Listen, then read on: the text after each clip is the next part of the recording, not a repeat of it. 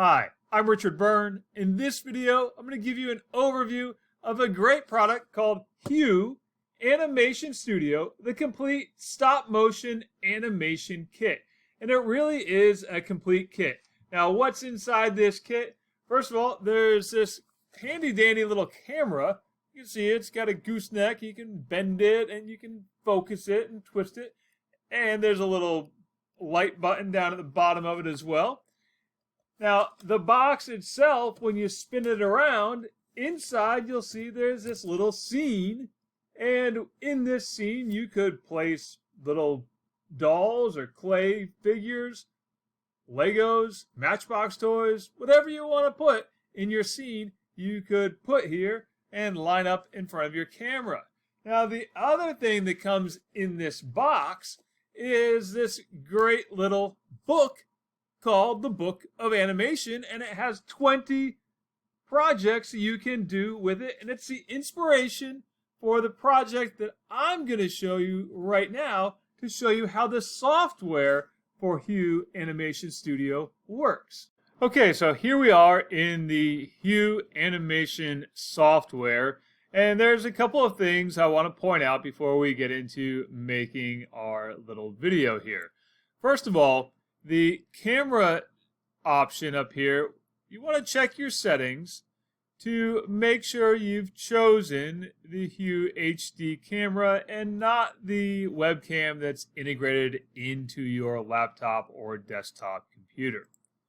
So click OK and make sure I have that turned on. Now, in those camera settings, you can see I can also flip the camera horizontally. I'm going to flip it back. And I can flip the camera vertically, and I can also flip it back as well. Now, I'm going to create a little animation in which my stick figure here changes his arm positions throughout my video. And to do this, I've drawn a series of stick figures on little cards, like the one you'll see me hold out right here. And I've put these cards on a plain white background. And now to take my first picture, I simply have to click the capture frame or press the space bar on my computer to capture the frame. You can see there, I've just captured 2 frames. Now I can go back in and edit these out if I want to later, or if I know already I don't need both of those, I'll just click the trash can on that particular one, and now I'm back to just that one stick figure. Now I'm going to swap out the card that I have there, and you'll see I have onion skinning turned on, which made this original frame appear kind of in a light phase in the background. I can turn off that onion skinning, and now I just have my white background that I started out with. I'm going to put my next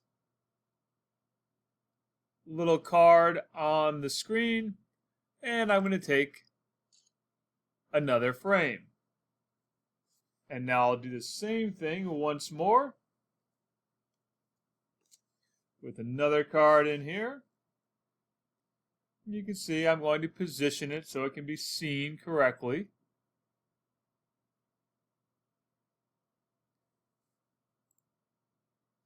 And I'm going to take that frame, and I'll move that one out and swap in another card that I have. Take that picture, and I'll do this for 2 more frames that I've drawn out. You can see there it is. I'm dropping that one in. And what's important to note is I'm trying to put these all in the same place underneath the camera, or relatively close to the same place underneath my camera. I'm going to move that one back there and click that frame. Now, once I'm done, I can play these back, and we'll see they go very quickly in this case because I have it set to 10 frames per second. Let's say I want to slow it down, go to 5 frames per second. And we'll see they go a little bit slower. Now, with all of these frames, I may find that I have this one here and I want to edit the frame itself. Well, I can click on that frame and I can adjust the individual display duration for that particular frame. So I can make that particular frame appear a little bit longer or for a little bit less time. I'll also point out here that I have some other options available to me, like green screening or chroma key settings. I can also go up here and put some text on my screen and say, watch this. You can see I've put some text on my screen there. Now I may want to go back and delete that later. And if that's the case, we'll just delete it. Or we can go up here and we can use any of these other tools, including the eraser tool, and erase it this way. So I'm going to erase my watch this that I put up there. And if you really want to erase everything you've put on the screen or every edit that you've made, you can just revert back to your original.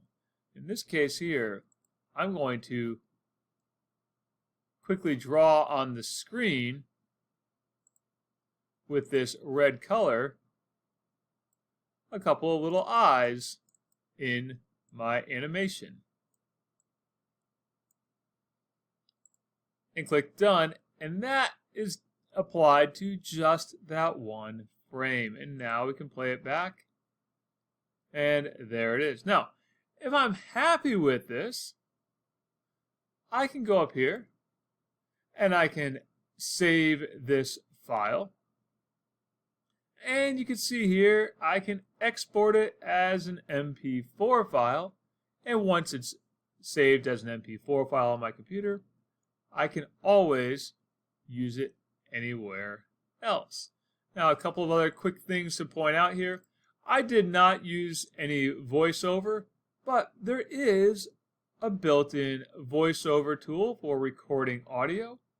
And we also see over here the option to import audio from the computer. And there's also a little option here for creating a time lapse. And so you may want to simply continue to capture frames every second or every 30 seconds. And if you did that, might start right now, and it's going to automatically capture every second as I put my frames in place or take them out of the scene. And there it is again, and then I can stop it. And now we can play this all back from the beginning once again, and we'll see all of my frames. And again, if I'm happy with this, let's go ahead and save it, and then we can export that as an Mp4 file. And we'll see, there it is, now it's exporting. So that's a short overview of the HUE Animation Studio. Click the link in the description down below to learn how you can win a free Animation Studio kit. And as always, for more things like this, please subscribe to my YouTube channel or visit practicaledtech.com.